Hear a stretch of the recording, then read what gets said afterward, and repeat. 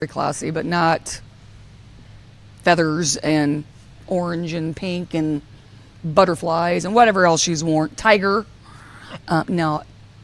I'm assuming people like give them to her, so that's why she wears them. I would hope you don't pick those out. I think she has her own designer or her own costume person. I believe that's true. I believe I read it on the internet, so you know it's got to be true. Yes, I would definitely call it a costume. Yeah.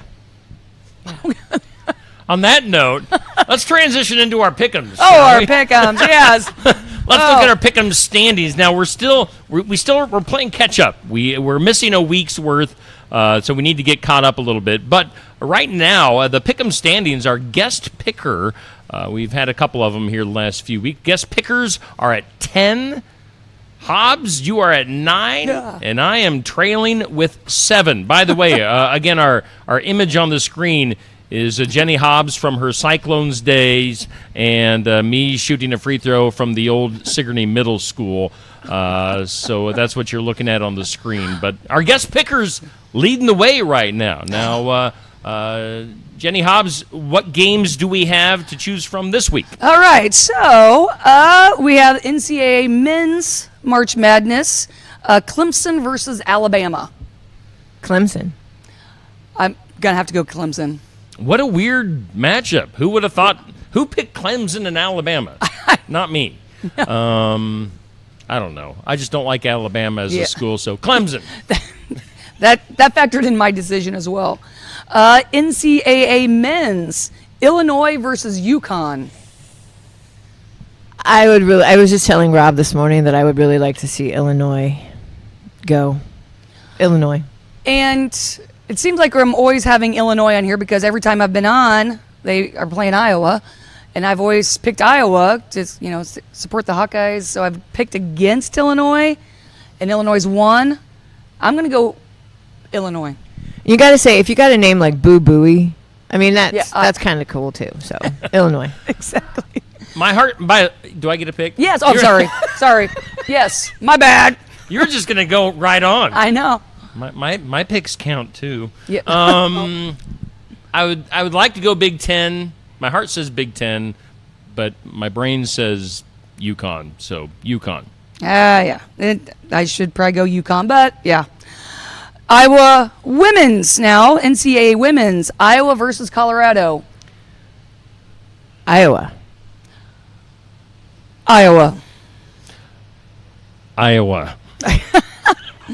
And then another women's game. Our favorite coach, Kim Mulkey, and the LSU Tigers versus UCLA. UCLA, please, please, please, please, please. Yeah, exactly. Let's go Bruins. Bruins for the win. I would like to say UCLA, but if I'm actually picking, I'm going to say LSU. And those stupid eyelashes and. Yeah. Well, and Steve's behind in the pick, so he's going more. Logic there. Yeah. We've seen a lot of upsets, So yes, a lot of things can happen. Exactly. Softball. Throw a softball game out there. Number 2 Texas versus number 10 Oklahoma State. Texas. I'm a forever horns down, and so even though Texas is favored, I'm going to go Oklahoma State. Go Pokes. I can't say I know anything about college softball. Texas. Texas. We had the Iowa women's softball team had a no-hitter last night. Oh, wow. Yesterday, yeah. Oh. She went 7 innings, and it went no-hitters, only the 19th in the time that's been here. So I thought that was pretty exciting. I do have a fun fact for you. The first perfect game in Iowa softball history was pitched by Amy Hartsock, who graduated from Mid-Prairie and who I coached with softball in the summer at Mid-Prairie with. So anyway, I thought that was kind of small-town kid.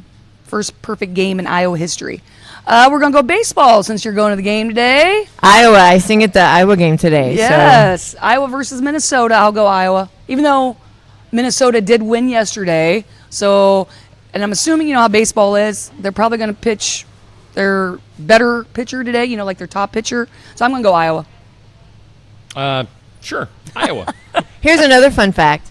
Rob and I sang at the I sang the anthem at the game where Iowa scored 36 runs. Oh, geez. It was 36 to, I believe, 16 or 19.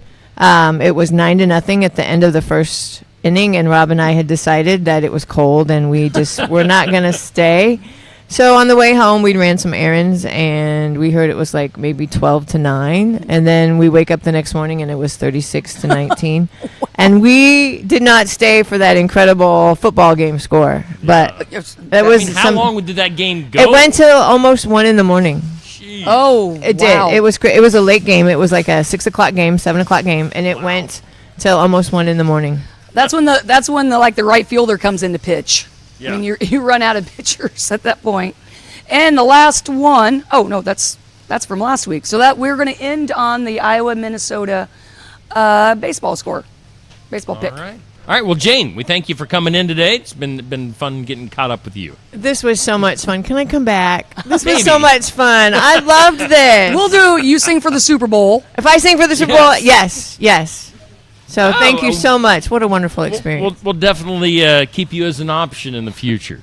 So Jane Lucci, the former Jane Dietrich, if you're a longtime Sigourney native, you know Jane from here in town. So Jane, thank you. Coach Hobbs, we'll see you again next week. And again, we are always live from Brothers Market at 118 South Main in Sigourney. Give them a call at 641-622-2191.